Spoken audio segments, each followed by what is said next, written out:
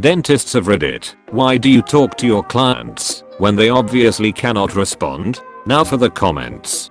Dentist here, we talk to our clients 1. To let them know we don't think they are pieces of furniture or inanimate objects we are working on. 2. If they are on gas, to check the level of sedation. 3. To pass the time for all of us. 4. To distract them from the procedure. At the start of every visit, I tell my patients to raise their left hand if they have anything they want to communicate, so they don't accidentally knock over instruments or disrupt what I'm doing by raising their right hand. If I expect a long answer or see the patient wants to communicate more than yes or no, I tell them to hold that thought, then I take the mouth prop and suction out so they can elaborate. We can understand quite a bit of garbled speech and body language actually. Want to say, when I was 16 and a dentist was knuckles deep in my mouth and he asked me what I was planning on going to college for, I thought he was egging me on like he knows I can't talk, so damn it I'm gonna answer and show him.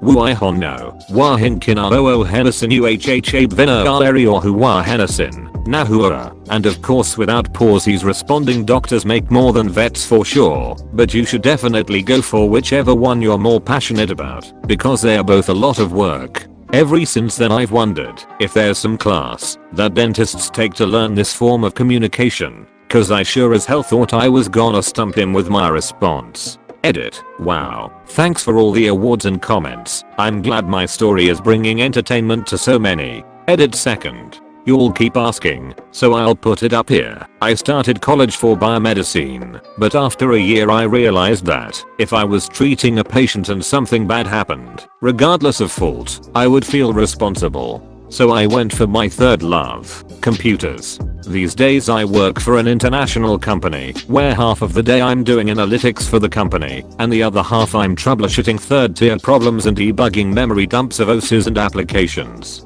When I nursed for specialist endo, when they went on for some time it was difficult to not just see a mouth, especially when the rubber dam pretty much covers their face. Otherwise, I agree. My favorite was when I worked with a dentist that would not speak in layman's terms at all, and the patient always looked at me for clarification. I was like a translator of dentistry. Kind of an extra question, but I've never had gas administered before and was wondering about the level of sedation. So is a case where the patient is conscious but too out of it to care about what's going on in their mouths. Do people remember the experience when they sober up? Or is it more of a case where they're basically unconscious? Worst part is when they want to swallow or talk right after retch and bond. Fiddlejoy is a great name for a dentist. It's amazing what dentists can understand, even with their hands in your mouth. Dentist, talking about buying his daughter a Subaru. Me, makes a noise and raises my eyebrow. Dentist, oh, you drive a Subaru? They're nice, right? Like, I cold meant anything with that noise and eyebrow raise, but he got it exactly on the money. Question, how do I answer to yes/no questions? Usually I just try to nod my head, but I can't do that all the time. How do you deal with redheads and their high tolerance to Novocaine? It's an issue with almost every dentist I go to, and stops me from going in, because I know it's going to be painful af. Show CHWHA or AYINHs, OUKUJS and DEIITAH at CHHHIT second are out. That left hand bit is a good idea. My dad was a dentist. When I was around 12, a baby molar wasn't coming out naturally, adult tooth missed a root, and it needed to be pulled. As my dad was advancing with the needle, I shot my right hand up quickly to say wait a second, and jabbed the needle into the meat of my thumb. A few colorful words were promptly shouted by my dad in the moment. It partially froze my thumb and distracted me for the rest of the procedure. Why can't patients use their right hand? My dentist does it the best. She asks a question when I'm able to talk and then tells some story when I'm unable to. She's very interesting and fun and makes my dentist experiences enjoyable lol. Wish my dentist was like this. I had an abscess in my face blow up over lockdown. Me being an awkward 19-year-old, I had to go in alone because of the restrictions, and they told me to either wait for a root canal or take the tooth out, so I went fuck it, take it out.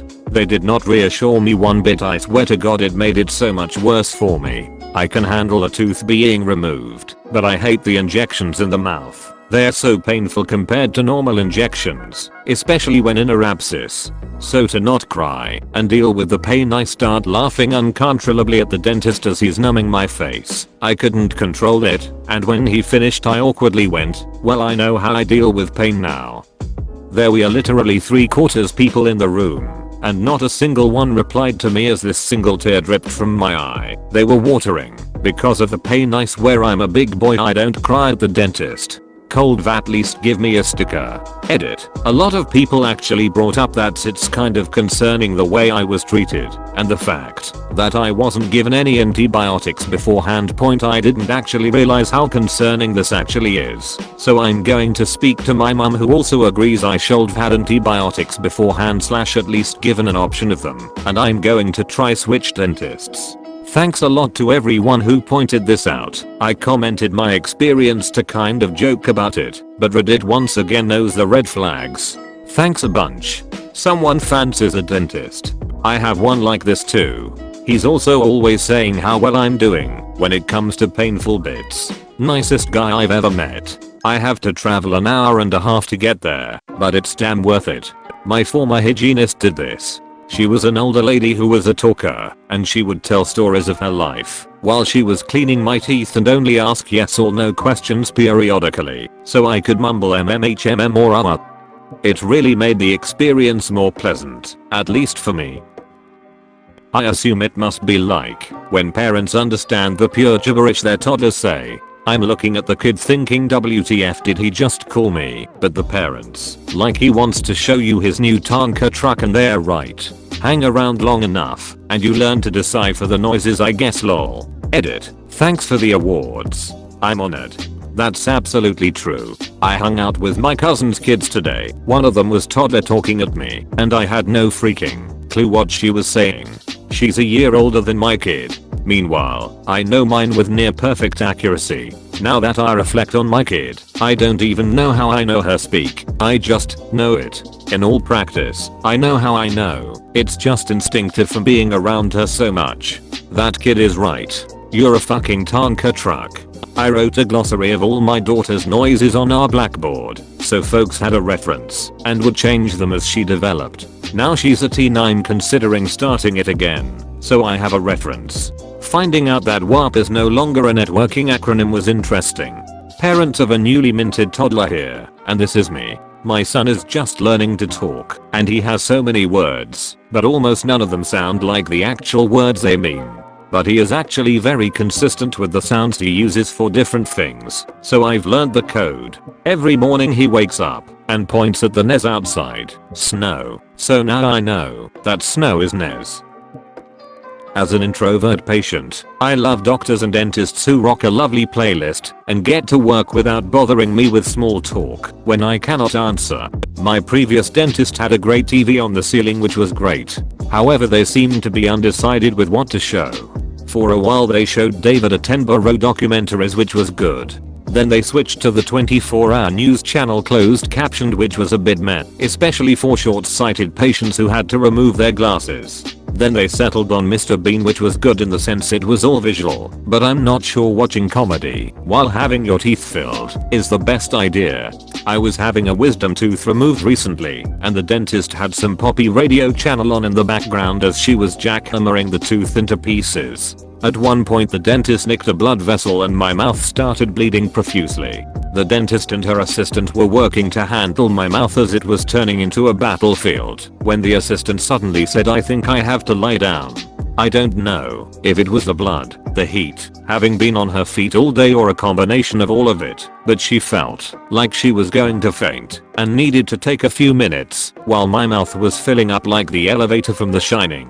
While the assistant is on the floor, the poor dentist is frantically trying to control the bleeding, trying to do two people's jobs. She's a stone cold professional, but I can see she's getting pretty stressed by the whole situation. Right in the middle of all this, the radio starts playing the next song, a Norwegian called Optimist, about how even life is bad. The singer is a perpetual optimist who knows everything will turn out well in the end. This is where I started gurgle laughing.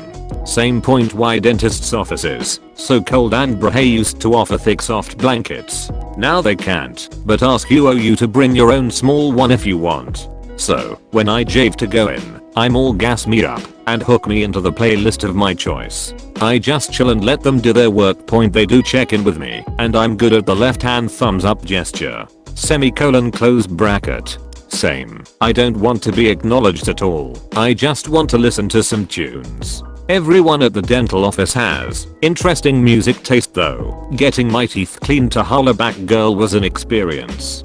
True. But I do appreciate an update every once in a while. Really anything to reassure me all is going fine or a heads up on what to expect next or something. I once had a procedure done that took a good 45 minutes while I was expecting it to take 10 minutes or so. The dentist was dead quiet all that time. Only after like half an hour did he quickly asked whether everything was going okay. I was like, well, I don't know. Is it? Just wanna step in and say, you can still enjoy talking with PPL if you're introverted. Extroverted PPL can also hate talking with strangers as well. Social anxiety isn't introversion. Introversion is getting your energy from being alone and extroversion getting their energy by being around others. I'm also an introvert, but dentist talking to me is something I prefer. Usually I would prefer to be alone, and I hated being in a presence of someone and there's no conversation going on. The silence and awkwardness would kill me inside, lol.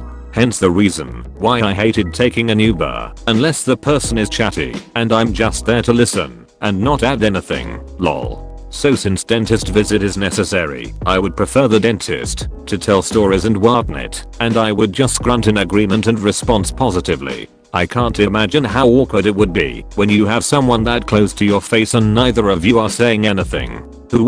Dang, my dentist just play some weird corny love songs which makes me feel so uncomfortable.